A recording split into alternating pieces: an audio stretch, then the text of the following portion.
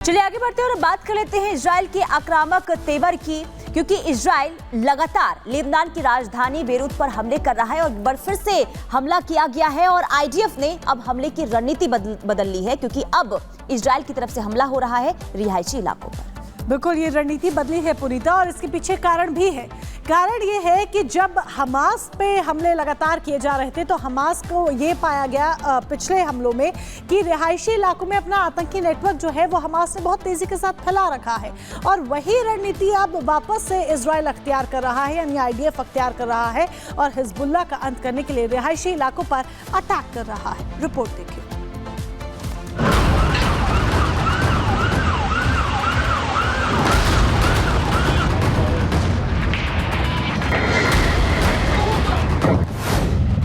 Beirut में बारूदी बारिश, हमले में 11 मौत 63 घायल। बेरूत पर इजरायली हमले की ये नई तस्वीर है। आईडीएफ ने बेरूत के आसमान से इतना बारूद बरसाया कि पूरा इलाका धुआं धुआं हो गया। इजरायल के प्रहार से कई बिल्डिंगें जमींदोज हो गई। आसमान तक आग की ऊंची ऊंची लपटें उठ रही थी। चारों तरफ अफरा तफरी का माहौल था। इजरायल बेरूत पर लगातार हमला कर रहा है। खासकर दही इलाके को इजरायली फोर्स टारगेट कर रही है। दही में हिजबुल्लाह के ठिकानों को तबाह करना चाहती है इजरायली फोर्स। इजरायली फोर्स ने बेरूत में हिजबुल्लाह के ठिकानों पर ताबड़तोड़ प्रहार किया। इजरायली हमले में बेरूत के रिहायशी इलाके में कई बिल्डिंगें धराशायी हो गयी। इजरायली फोर्स ने बेरूत की जिस बिल्डिंग को टारगेट किया वो रिहायशी इलाकों में थी, लेकिन ऐसी जानकारी है कि वो हिजबुल्लाह का ठिकाना था। इजरायली हमले के बाद कई बिल्डिंगों में आग लग गई, जिससे वहां अफरा तफरी मच गई।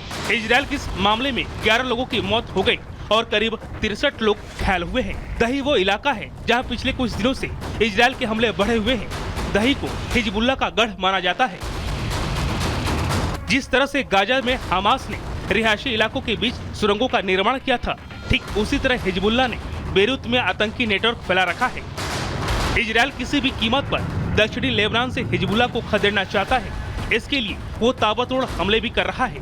इजरायल भले ही लेबनान पर हमले कर हिजबुल्लाह की कमर तोड़ रहा है, लेकिन नेतन्याहू का मकसद अभी पूरा नहीं हुआ है, क्योंकि नेतन्याहू ने साफ कहा है कि जब तक नॉर्थ इजराइल में लोगों की वापसी नहीं होती, तब तक हिजबुल्लाह पर हमले जारी रहेंगे। इजरायल कुछ भी कहे, जब तक हिजबुल्लाह के लड़ाके हथियार नहीं डालते, तब तक ये जंग जारी रहेगी। Bureau report, Republic Bharat. तो हिजबुल्लाह के खात्मे की कसम नेतन्याहू ने खाई है और यही वजह है जहां जहां हिजबुल्लाह के ठिकाने हैं वहां पर लगातार बमों की बारिश हो रही है। एक बार फिर से अटैक किया गया है लेबनान की राजधानी बेरूत में। तो बेरूत में बारूदी बारिश एक बार फिर से देखने को मिली है और वहां पर इसके बाद क्या हालात थे ये हम आपको ग्राफिक्स से बता रहे हैं। देखिए, हमले में 11 लोगों की जान गई जबकि 63 लोग घायल हो गए। इसके अलावा 7 दिनों में आईडीएफ का ये चौथा बड़ा हमला है। पीड़ितों की पहचान के लिए अब डीएनए परीक्षण जो है वो जारी है, क्योंकि जब बमों की बारिश की गई इसके बाद वहां पर जबरदस्त तरीके से अफरा तफरी मची और जो लोग इस हमले में मारे गए हैं उनकी पहचान नहीं हो पा रही है, लेकिन अब डीएनए के जरिए पहचान करने की कोशिश जारी है।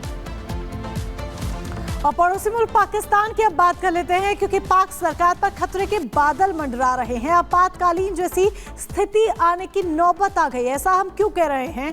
ऐसा इसीलिए कह रहे हैं क्योंकि बुशरा बीबी ने मोर्चा खोल दिया है। इमरान खान जेल के अंदर से ही शहबाज सरकार के लिए गले की हड्डी बने हुए हैं।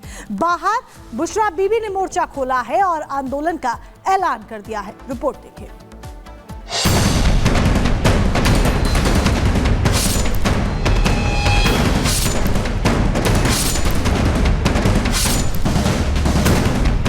क्या शहबाज सरकार पर मंडरा रहा है खतरा? क्या आज पाकिस्तान में भूचाल आने वाला है? आजादी के बाद से पाकिस्तान की यह नीति रही है कि आज तक कोई सरकार अपने 5 साल के कार्यकाल को पूरा नहीं कर पाया है। पाकिस्तान में राजनीतिक पार्टियों में सत्ता की भूख इस कदर है कि कभी सेना की दादागिरी तो कभी साजिश के जरिए सत्ता पाने की नापाक साजिश चलती रहती है।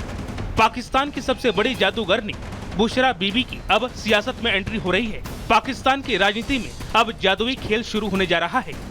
पाकिस्तान में एक बार फिर तानाशाही की नई इबारत लिखी जा रही है। एक बार फिर तख्ता पलट की सुगबुगाहट तेज हो गई है। सरकार के निशाने पर है इमरान खान, तो वहीं पीटीआई अब शहबाज सरकार से आर पार की लड़ाई में जुट गई है और इसके लिए आज की तारीख मुकर्रर की गई है, यानी आज पाकिस्तान में कुछ बड़ा होने वाला है, जिसकी तकरीर खुद इमरान की पत्नी बुशरा बीबी ने की।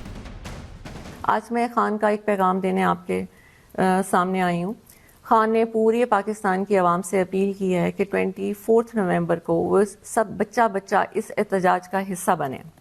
ये सिर्फ एक खान की जंग नहीं है, ये आप सबकी, ये मुल्क की हकीकी आज़ादी की जंग है। खान ने कहा कि हर तबका, हर बच्चा इस एहतजाज का हिस्सा बने तो इंशाअल्लाह कामयाबी हमारा मुकद्दर है।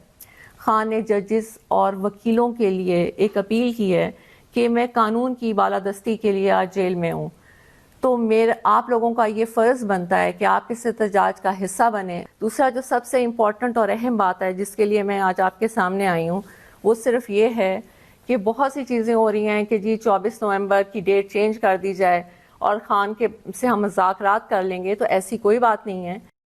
बुशरा बीबी ने अब खुलकर सरकार के खिलाफ मोर्चा खोल दिया है और इसके लिए पूरे पाकिस्तान के आवाम को साथ आने की बात कही है और इतनी ही नहीं, जज और वकीलों को भी आंदोलन से जुड़ने की बात कही है ताकि इमरान की रिहाई के लिए सरकार पर दबाव बनाया जा सके। खान ने कहा कि हर तबका, हर बच्चा इस एहतजाज का हिस्सा बने तो इंशाअल्लाह कामयाबी हमारा मुकद्दर है। खान ने जजेस और वकीलों के लिए एक अपील की है कि मैं कानून की बालादस्ती के लिए आज जेल में हूँ, तो आप लोगों का ये फ़र्ज़ बनता है कि आप इस एहतजाज का हिस्सा बने। शहबाज के खिलाफ बुशरा बीबी ने आंदोलन की बात कह दी है। क्या एक बार फिर पाकिस्तान में सत्ता बदलेगी? लेकिन सवाल है कि क्यों एक बार फिर पाकिस्तान में सियासी घमासान शुरू हुआ है। इमरान खान की पार्टी पीटीआई के प्रस्तावित विरोध प्रदर्शन को लेकर इस्लामाबाद में कई एंट्री पॉइंट को बंद कर दिया गया है। इमरान खान ने विरोध प्रदर्शन के लिए आह्वान किया है, जिसमें उन्होंने अपने समर्थकों से इस्लामाबाद तक विरोध प्रदर्शन करने को कहा है ताकि वो इमरान समेत पीटीआई के सभी कैदियों की रिहाई की मांग कर सके।